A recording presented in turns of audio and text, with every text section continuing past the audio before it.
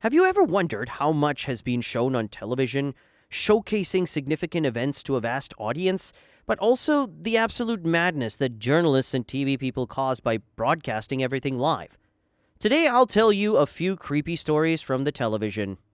Stories where reporters became accidental witnesses to terrible events, and often things just went wrong.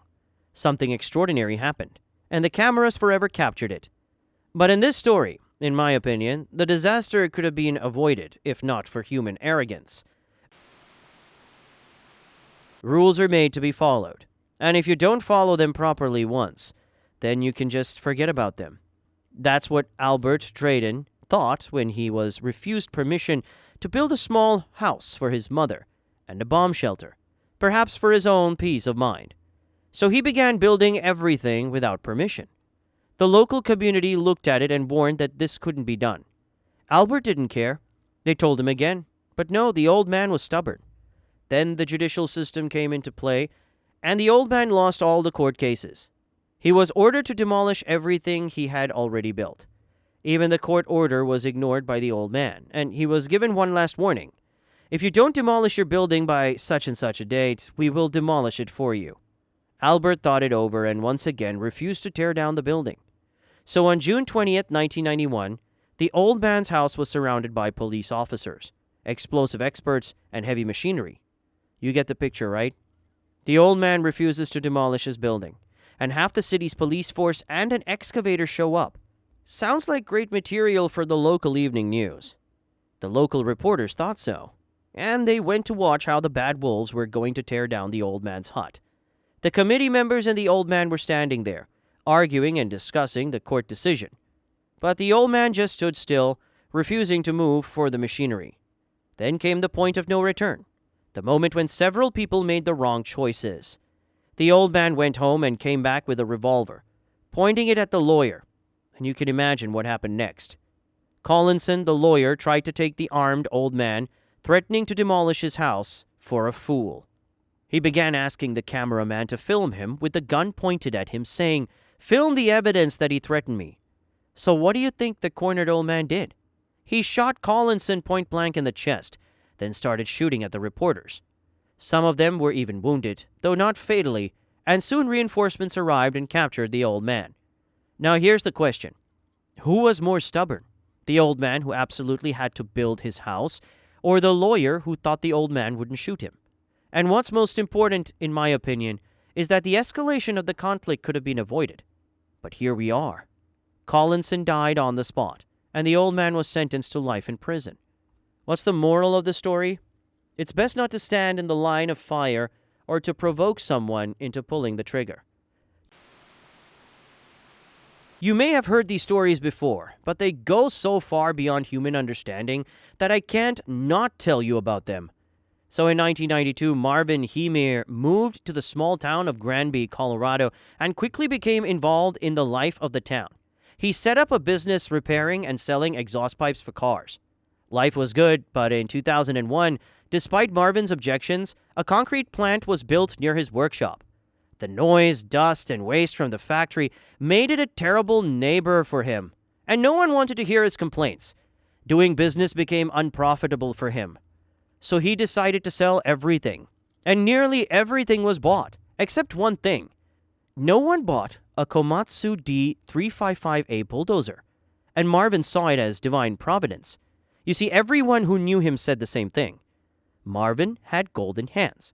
He was part of a snowmobile club that rode together every Thursday. And for every car, Marvin made an iron bumper. It was even considered that if you didn't have such an upgrade, your vehicle was just no good. Everyone trusted him because he could create anything. And he created a monster. On two of the reinforced base of the bulldozer, he mounted an impenetrable turret made of two thick steel plates, with concrete poured between them. The turret was absolutely indestructible. There wasn't a single crack in it. This construction made it impossible to enter or exit the bulldozer. But in order to see the road, Marvin installed cameras that transmitted the image to a screen. He also created holes to shoot a rifle. No one could stop Heemeyer's bulldozer. First, he went to demolish the hated factory, and after causing enough damage, he went after the town. Everyone in the town felt the same way he did, losing their businesses. They all felt absolutely powerless. The local police had pistols and shotguns. I think it's safe to say they couldn't even scratch the bulldozer. No equipment could stop it. Throwing flashbangs into the air vents or exhaust pipe was useless. Marvin had planned for that and put steel mesh inside the pipes. House after house, building after building, he destroyed 13 structures and caused $7 million in damage. Eventually, he reached the game hall and fell into the basement. The engine's cooling system was damaged, and the engine stalled. After a short pause, when the police were about to approach the bulldozer, they heard a single shot from inside the machine. After that, Marvin stopped showing signs of life. When he mounted the impenetrable turret on the bulldozer, he knew very well that there would be no way out for him. The late cavalry arrived at the scene where everything had already ended, but they had to verify who was inside and whether he was alive. So they tried to breach the tank, planted explosives and detonated them. But it didn't work. They had to cut a piece of steel with welding tools. The city government decided that the bulldozer could become a symbol of the anti-government movement, so the monster was destroyed. And this is an incredibly ambiguous story because, on one hand, it seems like there was a conspiracy against Marvin's land and business. But on the other hand, the bulldozer is a very strong argument as to why vigilante justice is never a solution to a problem. This is a truly crazy story. I can even imagine how bloggers would hype it if they existed in that time. And at the top of the list of the dumbest criminals, we have this guy. Just look at him. He walked into a bank with a note asking for $250,000, but they only gave him $8, so he got upset and the police caught him. But as stupid as it sounds, if you dig into the story, you could even come to the crazy thought that this man became a test subject from Saw in real life. On August 29, 2003, a call came into a pizzeria. The manager picked up the phone to take the order, but the people on the other end spoke so unclearly that he called one of the delivery guys, Brian Wells. The voice ordered 2 pizzas and gave an address for delivery. Brian waited for them to be made and set off. The point of his route was an abandoned radio tower. There he was surrounded by a few people, and they put a collar with explosives on his neck.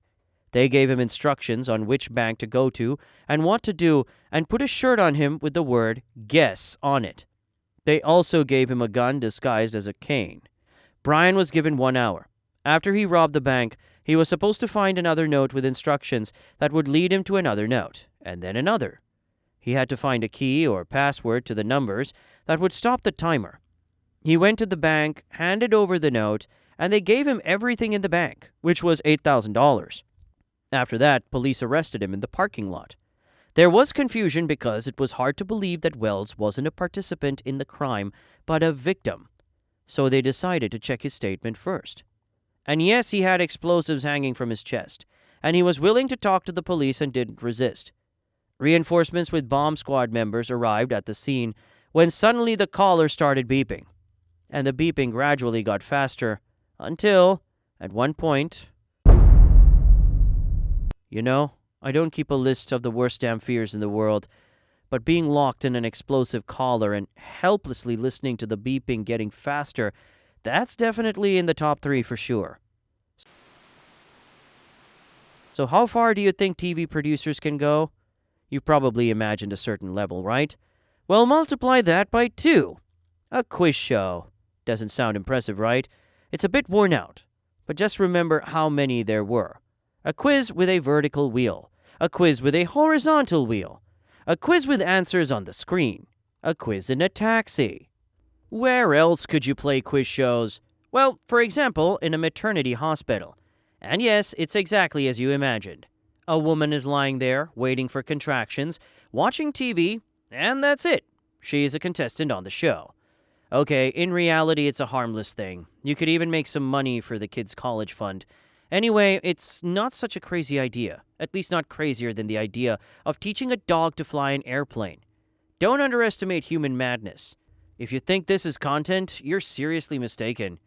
If a show like Welcome to the Neighborhood aired today, we'd see how the internet would explode. What's the concept? The grand prize is a big house in a really nice part of Texas. The judges are 3 families, ordinary white American Christians, and they decide who gets the house. Attention participants, an African American family, a Native American family, a Korean family, a family where the mother works as a stripper, a tattooed Republican family, and a gay couple with an adopted African American son. And the conservative white Christians have to decide which one of them irritates them the least. Even on paper, this looks like a gun with a loaded barrel. Obviously, this will blow up. The show's producers decided to offend everyone they could, and they succeeded.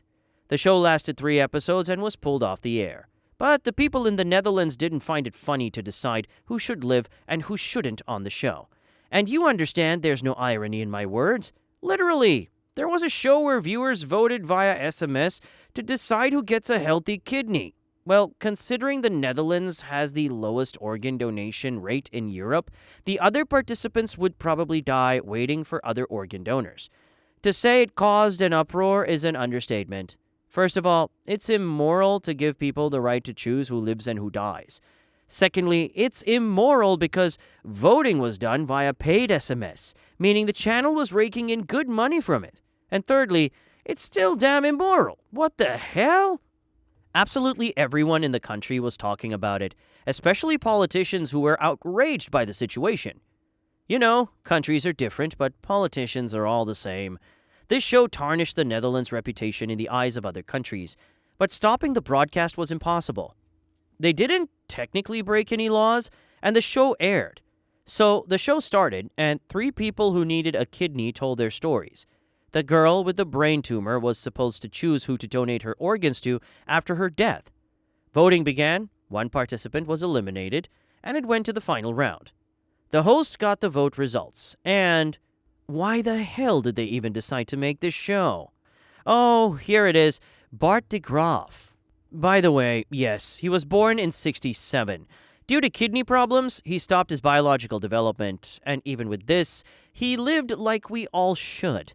He had a dream to own his own television station, and he did it. He created his own channel, BNN, Bart's News Network. Yes, literally his own channel with his name. Not only was the channel quite successful, but he was also the main star, hosting several shows. In short, everything was good for him, except for his health. He had to undergo a kidney transplant, but it only gave a temporary effect. Later, his body began to reject the kidney, and he died of peritonitis at the age of 35 in 2002. And this was a huge blow to everyone who worked with him. After all, the channel had his name, and his colleagues decided to honor his memory. But they had to do it the way Bart would have done it. Brightly, boldly, and giving hope. That's how the Great Donor Show was born. Let's go back to the final of that show. The host got the results, wanted to announce them, but suddenly turned to the camera and said that this girl who wants to give her kidney is an actress, and she's fine. But these people and their stories are real. There's a problem with organ donation in our country, and we're ready to talk about it. Boom! The whole show was a setup. BNN wanted to draw attention to this problem. All the money from the SMS voting went to a fund to support those in need. And you, the viewers of the show, can study the problem that's critically important in the country. And you know what? It worked. On the day the show aired, 12,000 applications for organ donations came in. It became more widely discussed in society, and the politicians who threatened to shut down the show had to blush and start doing something about the giant waiting list for organ donations. Of course, it might not have been the best way to raise awareness, but it was definitely the most useful for society. Okay, imagine you're caught in a daily life routine that you can't get out of. Work, home, home, work, a couple days off, home and work again. And this routine has become so heavy on you that it's turned into walls, forming a tunnel from which you can no longer see the end. And every day, these walls are getting narrower and narrower. And at some point, it's so annoying that you decide to do a mind-boggling act. Probably for the last time in your life, but in a way that everyone will remember. This is the story of the Sky King. In this story, Richard Russell is the main character. And judging by his biography, he was an ordinary man, just like you and me. He played sports at school, went to university, dropped out, got a girlfriend, opened a coffee shop, and sold the coffee shop. And to pay the bills, he went to work at the airport, just a laborer, helping with the luggage, watching the planes, the most common worker at any airport. But such routine and unfairness in terms of pay and effort began to erode his psychological health. He became depressed. But still he tried not to get completely disintegrated and went to a psychologist. Spoiler alert, the psychologist didn't help. Well, let's still go to August 10, 2018, when Richard, as usual, went through his work pass to the airport, changed his clothes, went to the runway, then towed the plane, drove the tow truck away, and got on the plane. Then waited until the runway was clear and took off. So yes, the baggage handler, with no experience in piloting, just got on and hijacked the airplane. Afterward, it'll be revealed that he only had experience in computer piloting video games. Relax, the plane was empty, but it took off. Remember how hard it was to move a manual transmission without dropping the clutch and starting the engine? But Richard just managed to take off in an airplane. And what is important is that this very model is characterized by complexity in management. And this bird even experienced pilots' dislike. And here, it's like a scene out of GTA. And you are probably wondering if it is so easy to steal an airplane. Well, the problem is the airline didn't do anything wrong. These employers are not trained to fly an airplane. Their backgrounds are meticulously checked, and they're not allowed out without a background check. Well, why didn't anyone notice? Because the airport is a city under a giant dome. So the airplane just wasn't watched. And don't forget, the hijacking itself took a couple of minutes. But what happened next? Dispatch tried to contact him for a long time after takeoff, but he wouldn't make contact. Either he didn't want to, or he didn't know how to. But when he did, they tried to talk some sense into him and tried to land the plane. And Richard was just enjoying himself. He was enjoying flying the plane. A couple of fighter planes quickly took to the sky. Dispatchers, other pilots, and high-ranking people were talking to Richard. They tried to somehow orient him so he could land the plane. But you know what Richard did? Richard made a barrel. Just so you guys know, a barrel roll is one of the highest figures of acrobatics, and it was done by a guy who can't even fly. But after the barrel roll, the plane went down and crashed on a lonely island with not a single soul on it. The aftermath? A huge number of flights were canceled, delayed, or rescheduled. The U.S. Army was put on alert. Firefighters took a couple of days to put out the fire on the island. The airline suffered losses, and his wife became a widow. On the one hand, we all probably envy him to some degree, maybe a tiny amount, but we envy him. While we're dreaming of giving it all up, he just did it. And most importantly, he made a barrel. And even though he was the main villain in this situation, both dispatchers and fighter pilots recognized he did a really cool barrel roll. And with this TV story, I'll probably end for today.